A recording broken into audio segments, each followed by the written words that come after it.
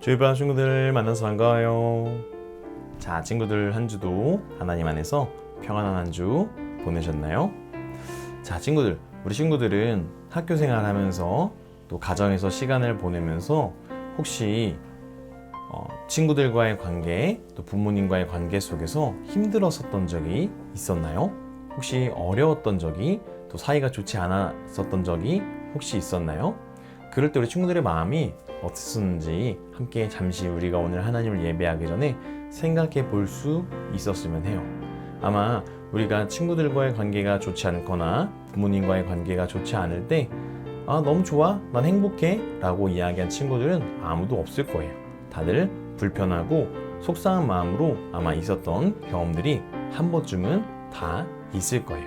자, 친구들, 오늘 우리가 하나님을 예배하면서 우리 옆에 있는 가족들, 또 우리가 만나는 친구들, 그런 사람들을 우리가 어떻게 대해야 되는지 함께 우리가 예배를 통해서 또 알아가고, 또 그렇게 옆에 있는 사람들을, 이웃을 사랑하는 하나님의 사람들로 함께 세워져 나가는 그런 오늘의 예배가 될 수 있기를 바래요. 함께 우리 그런 기대감을 가지고 하나님의 이름을 찬양하며 함께 예배하며 나가도록 하겠습니다.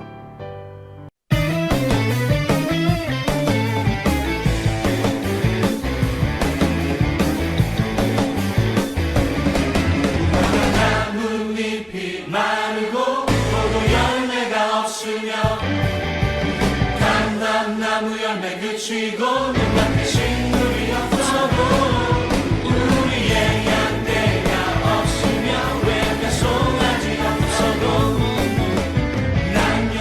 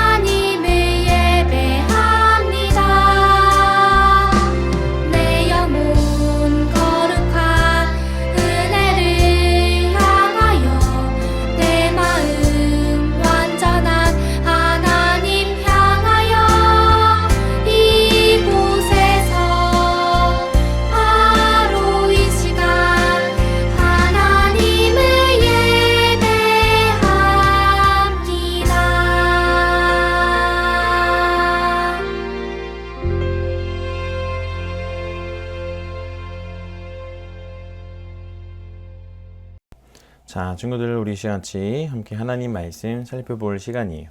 우리 오늘 설교 제목 같이 한번 읽어볼게요. 자, 시작. 두 번째 약속, 이웃 사랑. 오늘 본문은 신명기 5장 16절에서 21절 말씀이에요. 우리 같이 한 목소리로 읽도록 할게요. 너는 내 하나님 여호와께서 명령한 대로 내 부모를 공경하라. 그리하면 내 하나님 여호와가 내게 준 땅에서 내 생명이 길고 복을 누리리라. 살인하지 말지니라. 간음하지 말지니라. 도둑질하지 말지니라. 내 이웃에 대하여 거짓 증거하지 말지니라. 내 이웃의 아내를 탐내지 말지니라. 내 이웃의 집이나 그의 밭이나 그의 남종이나 그의 여종이나 그의 소나 그의 낙이나 내 이웃의 모든 소유를 탐내지 말지니라. 아멘. 자, 친구들, 한 주 동안 누구와 가장 많은 이야기를 하나요? 아마 가족일 수도 있고 친한 친구일 수도 있어요. 가족 외에 나와 가까운 사람들을 우리는 이웃이라고 불러요. 이웃이란 말을 백과사전에 보면 나란히 또는 가까이 있어서 경계가 서로 붙어 있음 이란 뜻을 가지고 있어요. 이런 것처럼 이웃은 나와 가까이 지낼 뿐만 아니라 나와 가까운 관계를 가진 사람들을 말해요.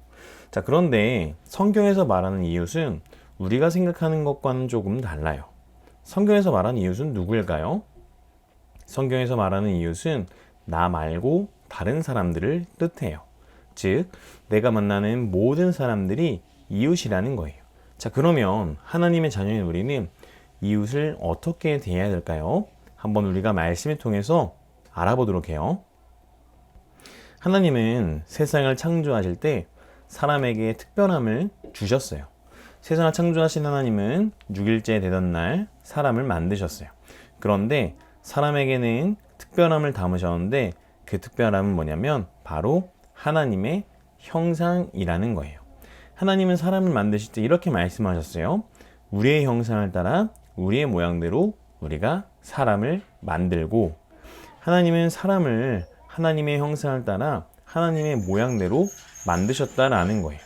그런데 하나님이 하신 말씀을 자세히 보면 독특한 부분이 있는데 그게 뭐냐면 바로 우리라는 단어예요. 하나님은 사람을 만드실 때 우리의 형상, 우리의 모양대로 사람을 만들어야겠다라고 말씀하셨어요. 왜냐하면 삼위일체 하나님이 사람을 만드셨기 때문이에요. 여기에 우리가 꼭 기억해야 될 것이 있는데 그것은 바로 하나님이 만드신 사람은 혼자서 살아가는 존재가 아니라는 것을 우리가 기억해야 된다라는 거예요. 하나님은 사람을 우리 안에서 관계를 맺고 살아갈 수 있도록 만드셨다라는 거죠. 그러니까 우리는 이 조이풀 안에서 함께 서로 관계를 맺고 살아가야 된다라는 것을 이야기하고 있는 것이고요. 또 가정과 학교와 학원에서 관계를 맺고 살아가야 된다라는 것을 이야기를 하고 있는 거예요. 자, 그러면 이렇게 관계를 맺으면서 살아가는 우리에게는 하나님께서 요구하시는 것이 무엇일까요? 바로 우리가 만나는 모든 사람을 사랑해야 된다라는 거예요.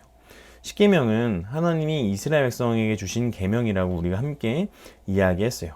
첫 번째부터 네 번째 계명은 하나님 사랑을 이야기하고 있고 5계명부터 10계명은 이웃을 사랑하라고 말하고 있어요. 여기에는 중요한 원리가 하나 있어요. 그것은 바로 하나님을 사랑해야 이웃을 사랑할 수 있다는 거예요. 예수님이 제자들에게 하나님을 사랑하는 것과 이웃을 사랑하는 것에 우선순위가 있다라고 말씀하셨어요. 하나님을 사랑하는 것이 첫째 되는 계명이며 이웃을 사랑하는 것이 둘째 되는 계명이다라고 말씀하셨어요. 이것은 하나님을 사랑하지 않으면 이웃을 사랑할 수 없다라는 거예요. 우리 친구들이 잘 기억할 수 있기를 바라요. 우리가 하나님을 사랑할 때 이웃을 사랑할 수 있다라는 거예요. 자, 그러면 우리는 어떤 이웃부터 사랑해야 될까요? 가장 먼저 우리는 부모님을 사랑해야 된다라고 이야기하고 있어요. 십계명에서 5번째 계명은 내 부모를 공경하라 라고 말씀하고 있죠. 부모를 공경하지 않으면 이웃 사랑을 시작할 수 없다는 것을 우리 친구들이 잘 기억할 수 있기를 바래요. 부모님을 사랑하지 않고는 이웃을 사랑할 수 없어요. 그래서 우리의 이웃 사랑의 첫 번째는 바로 부모님을 공경하는 거예요. 우리는 이렇게 부모님과의 바른 관계를 시작으로 우리가 만나는 이웃들, 나의 친구들, 또 학교 선생님, 또 다른 친구들을 내가 아는 모든 사람을 사랑해야 된다라는 거예요. 자, 그렇다면 왜 우리는 이웃을 사랑해야 될까요? 하나님이 사랑하라고 하셨으니까 그냥 사랑하면 되는 걸까요? 우리가 이웃을 사랑해야 하는 이유는 바로 우리가 하나님의 형상으로 지음받은 소중한 존재들이기 때문이에요. 하나님은 하나님의 형상과 모양대로 사람을 만드셨어요. 이 세상 그 어떤 피조물보다 특별한 존재라는 것이죠. 여러분, 우리가 왜 특별한 존재라고 성경은 이야기하고 있냐면 우리가 하나님을 닮았기 때문이에요. 우리의 모습이 하나님을 닮았기 때문에 우리는 특별한 존재다라고 이야기하고 있어요. 나뿐만 아니라 나의 이웃도 하나님을 닮은 사람이기 때문에 우리는 서로를 사랑해야 된다라고 이야기하고 있어요. 그리고 하나님은 사람들이 서로 관계를 맺으면서 살아가도록 만드셨어요.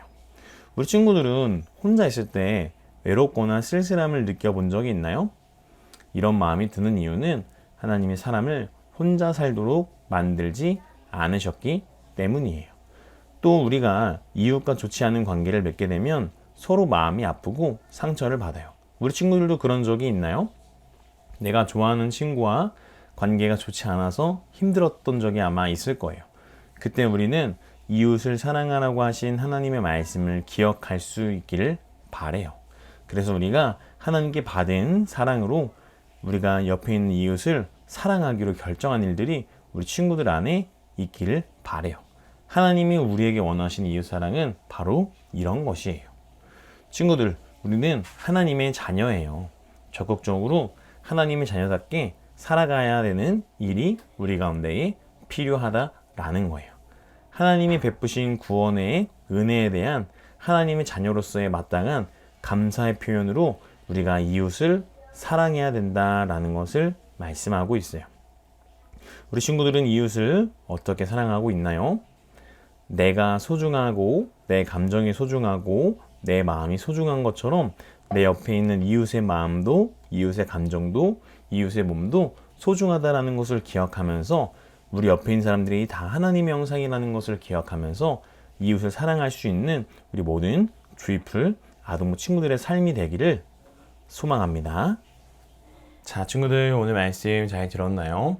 오늘 우리가 함께 이웃 사랑에 대해서 함께 배웠어요. 부모님을 공경하는 것부터 시작해서 우리 옆에 있는 가장 가까운 이웃인 가족, 부모님을 공경하면서 그 사랑으로 또 그 사랑부터 또 우리가 만나는 모든 사람들을 사랑해야 된다라는 것을 우리가 함께 이웃 사랑이라는 주제를 가지고 함께 이야기를 나누었어요.